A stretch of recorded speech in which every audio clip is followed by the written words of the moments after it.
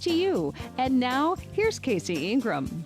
Welcome back to the second half hour. We have Commissioner Sarah Hurd in the studio, who is up again for re-election. I think this is number 6. It's amazing how time flies. It truly does. So I'm very excited to have you in the studio. Before I get going, I want to let everybody know we're not taking calls, but I am watching the Facebook live feed. So if you have a question or comment for Commissioner Hurd, I'll be watching that and can pass that along. Also want to thank my sponsors. First of all, COVID, unexpected expenses, illnesses. There are many issues that can cause your successful business to slump deep into the red. We are here to help, and we only get paid if we provide you a debt workout. Debt restructuring is complicated. We are the negotiator between you and your creditors.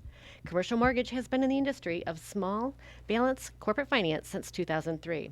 Our focus is on challenging corporate foreclosures, debt restructures, equity, and new debt solutions. These issues are often not easy to see or understand when you run a business and are faced with multifaceted debt challenges that include legal action on various fronts. That's where we come in. We never charge a front fee or deposit. We are only paid if we successfully provide you a debt workout. Areas of expertise include hotels, marinas, office buildings, restaurants, apartments, multifamily, condos, golf courses, home builders, and land development, including new and repurposed developments. Call Commercial Mortgage LLC at 772-872-6099 or visit us online at commercialmortgagellc.com. Also want to remind everybody about the best kept secret in the county, and I know Commissioner Hurd's familiar with this particular business. It is the Fish House Art Center in the Pocket in Port Salerno. A wonderful place. You can come by boat, car, stroll the boardwalk, and you can explore the best kept secret the area has to offer. They have local artists, art gallery, boat charters, marina, craft and creamery that has craft beers, wine, and 24 flavors of ice cream, bike rentals, paddleboard rentals. There's really something for the entire family. You can look them up online at thefishhouseartcenter.com or give them a call, 221-5482, if you want to check them out before heading out. And finally, Indiantown Marina. It's one of South Florida's best boat storage facilities. I have to say this every week now that June 1st has rolled around and it is hurricane season. And this is one of South Florida's very best boat storage facilities, and it's very safe. It's located inland on the Okeechobee Waterway in a very well-protected hurricane hull. So I have to just beg you guys, if you want to have a safe place to keep your boat, make sure you call and make your reservations early, because once a hurricane is named, I can tell you from personal experience, it's almost impossible to find a place to store your boat. So Indiantown Marina, great place to do that. 772-631-3272. Again, 631-3272. And don't forget, they're also a do-it-yourself or full-service boatyard, so any repairs can be done. Commissioner Hurd, all right, I appreciate you waiting here patiently through my little advertisements, but thank you. Wonderful to have you back in the studio again, and I need to do this more often with you, but we always do it at election time, so I know it's been, 4 years? Right, I'm reliable. I'm dependable. Absolutely. But it's always good to have you here, and you've had so many things that have happened over the years, and I wanted to bring up first, of course, is the train. I had founded Florida Not All Aboard way back when, and it's been 4 years, but I also remember when the county had a settlement agreement, and that was at the very end of the lawsuits. And Commissioner Hurd, I was in that meeting. It was a special meeting. It was the Saturday after Thanksgiving. The room was actually packed, believe it or not, over a 4-day holiday weekend. I remember the majority of the room, almost all of the room, was against the settlement. But the commission voted, and it was 4-1. And Evan, if you have a clip right now, we'll see how Commissioner Hurd voted on this. I am not going to give up my right or my responsibility to protect the residents and the resources of Martin County. So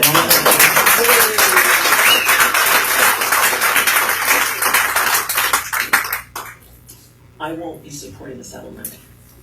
That was our no vote, and I appreciate that personally. And one of the things that you had said in that clip, Commissioner Hurd, was you were going to represent the constituents, the county. And one of the things as part of that settlement, I just want to let people know, when the bridge issue was coming up of whether or not they were asking for a grant. Virgin Trains was at the time, which is now Brightline. You had said, I know that we're not being asked to spend local dollars like the jurisdiction south of us did, but taxpayers shouldn't be paying for the lion's share of infrastructure improvements for the trains hedge fund. And I couldn't agree with you more. But Sarah Wood came out, the county attorney, and said, as part of our settlement, the county agreed not to encourage others to oppose or challenge the existing permits or future permits, or to encourage additional governmental review of the existing project. That was part of our settlement agreement, and I want to make it clear the county is not in any way taking that position, which in fact would constitute a violation of that agreement. So, I know you can't talk about this because of the agreement, Commissioner Hurd, but I wanted to remind folks that it's been 4 years, but this is the train bridge right now is, something that is at the forefront of everybody's thoughts, and they're talking about having the bridge open 15 minutes an hour.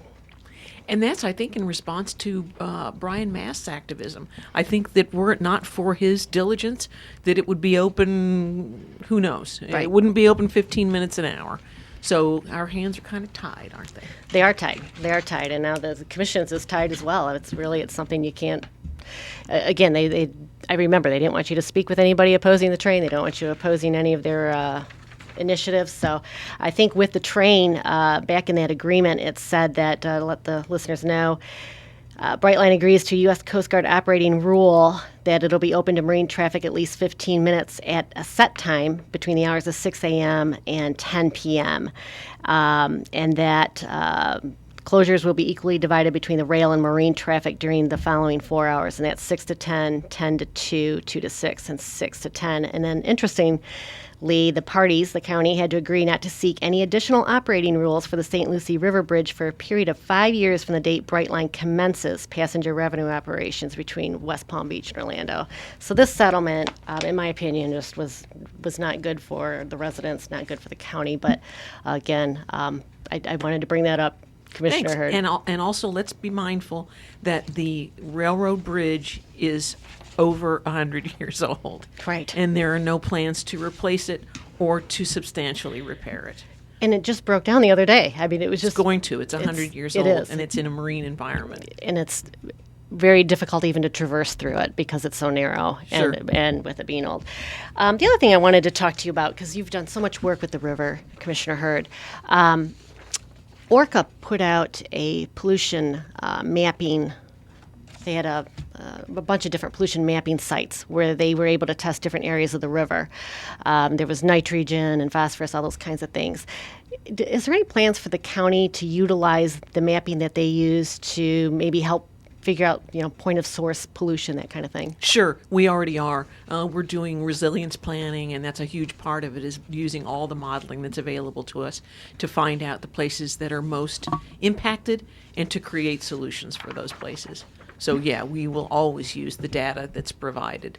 It's quite a fascinating data. I was very surprised to see it, and it was very eye-opening. So I'm glad to hear the county is using what, they Sure. used grants and funds in that to do these testing. So super important. Can you give us any updates on the river that, What I can give you an update on is that the Everglades Restoration, our portion of it, which is the Indian River Lagoon South plan, is proceeding remarkably well. The Army Corps' budget for 2022 alone funds the C-23-24 reservoir and STAs, and also we're completing the C-44 reservoir.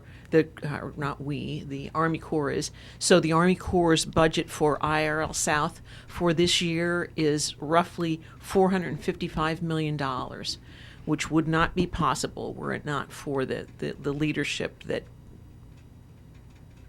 Martin County has shown.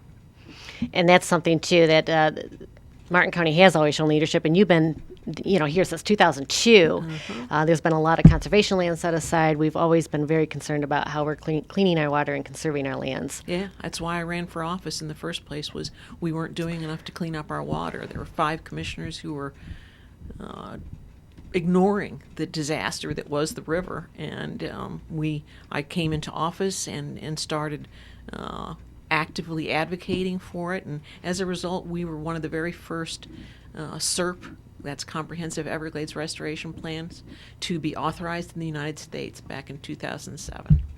Again, we're speaking with Commissioner Sarah Hurd. She is running for re-election for District 4 in Martin County for the Board of County Commissioners. A little bit about Sarah. She was raised on a farm and in a small town in southern Illinois and attended the University of Illinois in Champaign and graduated from Texas A&M's Corpus Christi campus with a major in literature and minor history. And you're married since 1980. You were born in Miami, raised in Boca, and actually, that was your husband, not you. You were born in Illinois. So getting this straight. But he's a pilot and first for the Navy and with Delta Airlines currently. She was elected as Martin County Commissioner in 2002 and continues to concentrate her public service on protecting the residents and natural resources of Martin County. And Sarah, that's really one of the things when I look at you that we always equate the natural resources here in the county with you. And right now there's a pretty big amendment that's coming up for vote, I think, next week, the Rural Lifestyle Amendment. Can you tell us about that comp plan amendment? And it seeks to change the allowable land use on agricultural lands outside of any urban service boundary. Where currently the comprehensive plan mandates that the top density on agricultural lands is 1 unit per 20 acres and requires 50% preservation of open space on that land. This amendment seeks to cluster residential housing and to allow a density bump of up to 1 unit per 5 acres, so 4 times the density. And there are some criteria that have to be met in order to be eligible for this. You have to have 1,000 acres, and if you ask for a density bump, you have to provide additional preserved land elsewhere in the county. And that, again, that's coming up for vote next week. It was already up for vote once in April, yes. And it was basically tabled to a later date, which is now coming up. That's correct. So. And it's a different amendment. The one in April was countywide, so it applied to, we don't know how many acres in western Martin County, up to 155,000, but we couldn't pinpoint the actual number who might be eligible for this. And now it's just, the vote on Tuesday will be just for 1,500 acres. Okay. So we're just talking about the new development in Hobe Sound. That's correct. Just for that. Okay. So that, I think, will change a lot of people's minds. I think that was something that was brought up in the commissioners' list and at the April meeting. A lot of people said, wait a minute, why the whole county? Yeah. So it'll be interesting. We shall see. Yes, we'll see how this goes. We'll watch that. Commissioner Hurd, what are your objectives or, primary focus as moving forward if you are reelected? When I ran for office in 2002, my platform was very simple: to keep taxes low, to clean up our water, and to manage development. Those are still my goals. I think that those are still the top priorities for Martin County residents. Martin County residents overwhelmingly move here because it's different. And what I'm seeing now is residents are getting to a meltdown point with the overdevelopment here. Our roads are too crowded. We're seeing our landscape change. We're seeing a lot of 4-story buildings that are not compatible with the rest of the older neighborhoods in Martin County, and particularly roads. I think that people are just as I say, just about to a melting point with the traffic. It's something people are not used to. I agree. It's been so much more congested than we've ever seen it. And I think Florida in general, the entire state had so many people move here through COVID. So it was an unintended consequence of us being open. I cannot tell you how many people I've met that have moved here just so they can work. Yeah. And also, I was at a meeting with the property appraiser about a month ago, and she said that most of our migration that's occurring within Florida is coming from Broward and Palm Beach counties. Really? Because it's just gotten to be too crowded down there. So they're moving So people north. are moving here to get some relief from that overdevelopment. With that in mind, are there any projects or infrastructure projects on the radar that might help with the congestion, might help with the traffic? I'm no longer on the MPO, so I'm not privy to the priorities and when they're going to be constructed. But I know that one of the biggest projects that we're going to see is going to be the 4-laning of Cove Road, which will probably just open up a whole lot of unwelcome development on Cove Road. Unfortunately, it's still very rural on Right. Cove Road in between Canner and US 1. So making it 4 or 5 lanes is definitely going to have a major impact.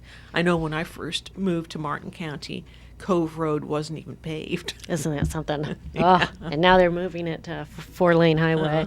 Martin Highway is one that I know that they're working on, but oh my gosh, it is such a mess if you go out there during any rush hour time. I was just there just a couple of days ago and hadn't been there for a while, and yes, it is different. It is. It's eye-opening. I mean, it truly is. And Canner, west of town, is very different as well now. There's going to be, I think, a Publix out there in the corner of, is it 96th? I think. Yes, it is. Okay, 96th and Canner. So that whole area is shockingly changed as well. It is. And I think really that's a lot of folks, that's part of it, is they're so shocked when they see the change. There's a lot of, as you said, people are tired of the congestion, a lot of development going on. But I think something that a lot of folks get confused about is the city lines to the county lines, because I see that a lot of times commissioners are blamed for building that's happening within the city of Stewart. So All the time. So yeah, people don't understand that the 4-story height limit and no wetland impacts and traffic concurrency and all these things, those are county rules. They're not city rules. And they also people don't understand that we, the county commission, doesn't have jurisdiction over the city commission's decisions. Right. And we don't. Right. You know, they have their own comprehensive plan. They elect their own commissioners, and we don't have jurisdiction over them. And I certainly would never substitute my judgment for their judgment. They are duly elected representatives. 100%. That's right. What about annexing? I know a lot of the property from the county gets annexed into the city, and residents are like, commissioners, why do you let that happen? Can you tell us a little bit about that? We don't have any choice. We are not consulted. We don't have to give permission. The city can voluntarily annex any place as long as the adjacent property is city property. Okay. And as you probably also know, they've annexed across the river.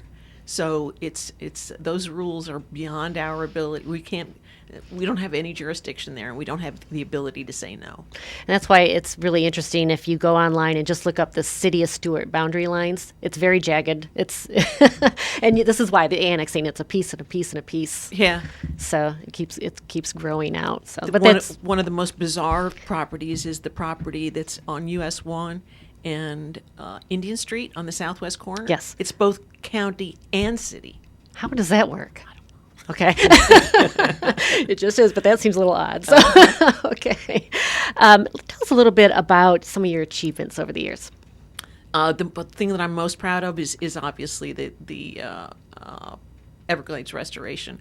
We still have so many challenges ahead of us, but we wouldn't have achieved any of that if I hadn't been elected in 2002 and pushed very, very hard. You know, we have a long way to go, but we're getting there. We're making improvements. We're making tremendous investments in the health of our rivers, and so I'm absolutely optimistic and realistic that we're going to see some successes. We're doing some important seagrass planting. That's going to be critical to restore the biodiversity in the Indian River Lagoon. And we'll be successful with that too. It will take some experimentation. It won't all be successful, but ultimately we will be successful. We are looking at putting a mooring field in the Manatee Pocket, which is, you were talking about the Indiantown Marina, which I agree is a fabulous hurricane hole. The Manatee Pocket is the best that we have on the East Coast, and it's going to have 44 mooring buoys and upland facilities, and it's just going to be a great asset for Martin County. I didn't realize that. So when is that scheduled to be? It's designed. We have the construction money. It will be done next year. And where will actually, who's running it? Where will it run out of? We're going to have someone else manage it for us, and also to create the upland facilities. There have to be showers and bathrooms and a ship store and somebody to collect the fees and stuff like that, and Martin County doesn't want to do it. So we're going to advertise for a partner who will manage the project for us, manage Okay. after it's constructed for us. I'm sure that'll be a very popular spot because, like you said, that's a really good hole as well, a safe hole. It will, and also there's Port Salerno offers so much. You can grocery shop at the Winn-Dixie. There are restaurants. There are facilities nearby where boats can provision, and it's very, very easily. That's very nice. Any other projects like that on the radar that's very exciting to hear that. It is. It's a great project. And we're a huge boating community too, so anything that's boating related, I know the county is very aware of how many boats are registered here and Sure. a need for them and a place for them. There's new marinas going in, so. Well, and also there are some derelict boats in the Manatee Pocket, and there are people who don't anchor responsibly. So when we get storms, people drag anchor and run into people's docks and do all kinds of other things. We have no way of enforcing that, policing that, until we have a mooring field, and at which point we can enforce anchoring improperly. And that's so important for our seagrass as well Sure. at the bottom of the river, of course. You're out on the river a lot. Have you noticed some changes? We've had a few years where we haven't had discharges. So have you noticed some positive changes? Sure. I'm sure that we all noticed up until the storms that came through last week that water quality was remarkable because we had a very, very long dry season that really, really cleaned up the river. It was blue and green, the colors that it's supposed to be for a very long time. Then, of course, the rains came and there was some runoff, and it's not quite as pristine as it has been. But we look at the river when it's in a condition like that, and we're so thankful, and we shouldn't have to feel thankful, for once every 5 years. We should be thankful every day. It should be clean every day. Right. I agree with you 100%. I mean, that the river is, as we always have said, the lifeblood of our community, and you take it for granted when you have clean water somewhere. And when we came here and I moved here, the discharges, it was just so disappointing to see what happens to the river and the life within it. So, Yeah. And I think that's where I first met you, Commissioner Hurd, was back in, at the Washington, D.C. time in 2014 when Congressman Murphy was really trying to bring light and bring it to the forefront to help make some changes. And really a lot has happened since then. It has. And right now, where are we sitting with the Army Corps of Engineers and lake level on Lake Okeechobee? I know that at the beginning of June, it was in a very, very good spot. It was at 12 and a half feet, which is exactly where we want it to be at the beginning of the rainy season, ensuring water supply and making sure that we don't get that we have a safe cushion for lake discharges. So we're in decent shape. But who knows what the rainy season looks like? We had record rains a week ago, and Right. now it's been dry for several days. So with this heat and this dryness, it will evaporate quickly. So who knows? It can change in the blink of an eye with the can. storm systems that come through. So Sure. We remember, if you were back here in 2004 when we had Hurricanes Francis and Jean, we found out just how quickly Lake Okeechobee can fill up. yeah, it's frightening. Yes, it is. I wasn't here then, but being here in the last 10 years, over the last decade, we've had our experiences where that lake, billions and billions of gallons can be discharged out of that a day. So Yep. it's a little frightening. But you know that you've been on the forefront of trying to curb these discharges and clean the river up. What about the local runoff? Any movement there to help clean up the pollution that comes from that? We've spent hundreds of millions of dollars creating stormwater treatment areas and doing everything that we can in order to improve our runoff. And we've made great strides. And we also have leveraged local dollars with state and federal dollars to do those projects so that the county isn't paying for all of it. So we've had terrific partners, and we've had great success. Back to the train here a little bit. I know in that settlement agreement they had made some offerings. One was they agreed to incur the expense of raising the lower court elevation of the bridge, and they were going to do a study, and if over 35% of the boats could actually, it would improve passage for them, then they were going to modify the bridge. Was that study ever done, and do you have any idea? I don't know. where they stand on any of that? Okay. And I agree with you. The train company has been very difficult to work with. I know you can't say anything, but I can. So. Well, I live in Port Salerno in Rocky Point, so right now we've been experiencing the closure of first Cove Road, then Seaward, now Indian Street. So it's been so disruptive. I think next week or sometime soon we're going to be closing Monterey Road, which I have no idea how that's going to function. Now, they had agreed to do some safety improvements and pay for 50% of it. Is that still in the works Sure, that we know it's of? part of the settlement. Okay. The other thing I wanted to ask you about was the train station. At the time, this was something that surprised me at the vote. Construction of the station is subject to the payment of 50% of the station construction costs by the county and/or municipality in which the station is located.